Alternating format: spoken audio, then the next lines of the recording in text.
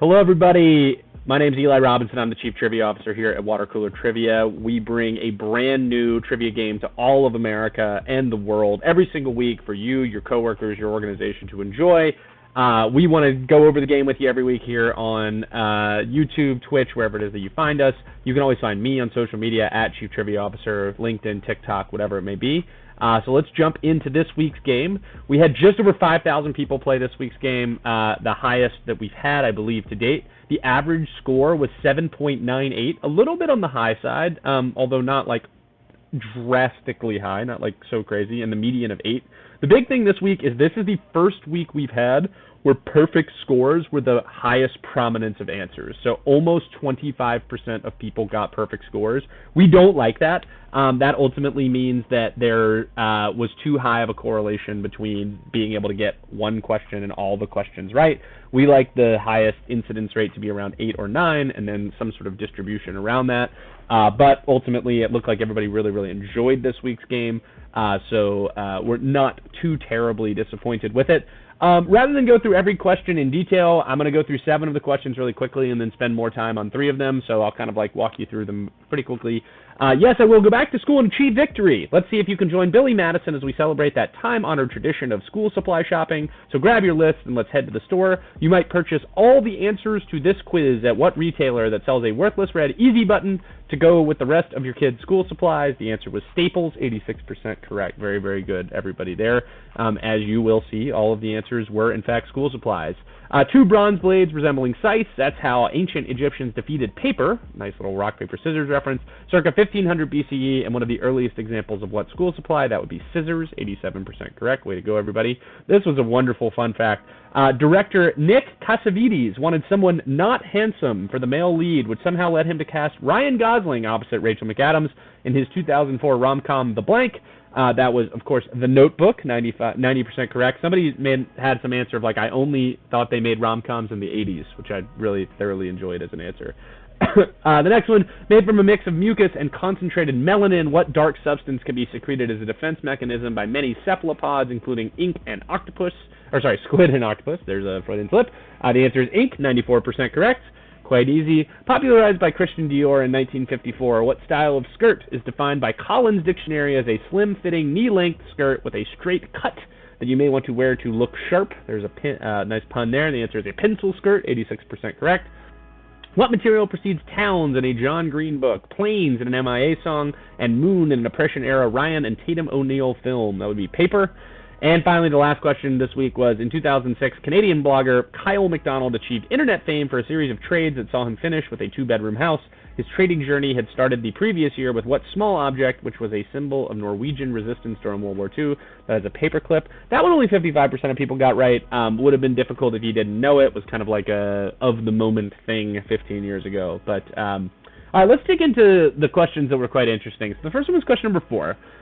One does not need to be an origami master to know that a poker player dealt a really bad hand. An associate at a retail clothing store could both be described as a what?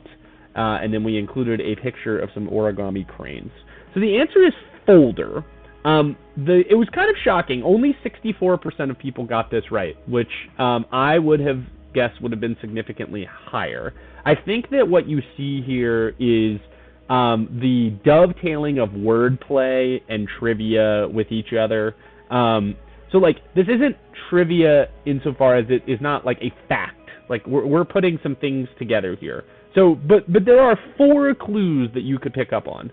So you could pick up on the origami master, which, of course, is the folding of paper. That was just a clue.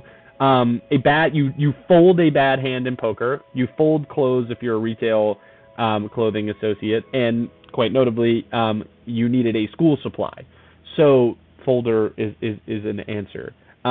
4 clues is a lot. Like when you're thinking about the number of clues that we normally give in a trivia question, it's definitely not 4. So this question feels very fair, even though not very many people got it right. And I think it's just kind of like that psyche of, like, you have to be in the right mindset to answer a question like this. And my guess is, as question number 4 or whatever, like, people just, like, weren't really in the mindset to answer this. So kind of surprised. I love questions like this. I would imagine that we will continue to ask more of them just because of how much we like them as a group. But yeah, 64% correct for folder. So question 6, what simple raster graphics editor, eclipsing stalwarts like Minesweeper and Internet Explorer, has been included in every version of Microsoft Windows as of this month? And then we included a nice, fun visual image of what I believe Microsoft version 1 looked like. So 68% correct. The correct answer is Paint, Microsoft Paint. So Paint is, like, Paint I thought had, like, transcended other software programs, right? Like Paint in some ways probably is up there as like one of the most famous software programs that exists. I will say that like including raster graphics editor, which is a pretty dramatic term, probably threw people a bit off. We could have included either the Paint logo or like a picture of Paint on there. So I like software trivia because it's like growing as a concept. Like for a long time, software would have been like one of those topics that you like couldn't really ask people about. But especially in like anything that's going to be like on your normal computer. So like we couldn't really ask too much about B2B software, but like for like B2C software, like one would imagine that there's a lot of programs now that like you could just ask about. I would have thought that Paint was one of them, and don't get me wrong, 68% isn't like bad, but surprising that this wasn't higher. And then finally, question number 9 this week was H.G. Wells and George Bernard Shaw, and there's a picture of Mr. Shaw there on the right, were among the first members of an international association of poets, essayists, and novelists known by what 3-letter name? So anytime we say something like 3-letter name, we always get a lot of people to throw in a lot of guesses, right? Because there's only a certain number of permutations of the 3 letters, and we got a lot of very fun guesses. Of course, the answer is Penn, P-E-N, 65% correct. I would have thought this is where this is going to land, right? The fun part about this question is that, like, it's definitely unreasonable to believe that, like, Penn is known by a lot of people. In fact, I didn't know what Penn is, and some of the people in the writer's room didn't know what Penn is.